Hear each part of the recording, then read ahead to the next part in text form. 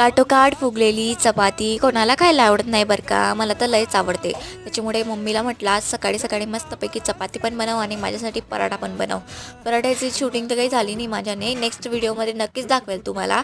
पण आज मम्मी बनवते मस्त चपात्या. मी नाही बनवते बरं का, नाहीतर म्हणाल मम्मीने बनवल्या आणि तुझं नाव सांगते, मला खोटं बोलता येत नाही.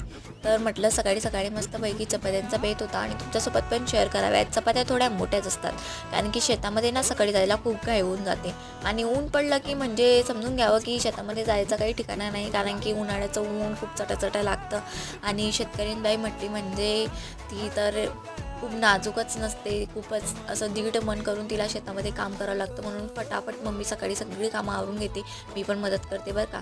बघा ते छान फुगतात ना मम्मीच्या चपात्या, एकदम भारी. मला तर अशा चपात्या खूप आवडतात आणि एकदम सॉफ्ट राहतात कारण की त्यांचं जेवण खूप लेट होतं शेतामध्ये, त्याच्यामुळे ते सॉफ्टच चपात्या बनवतात.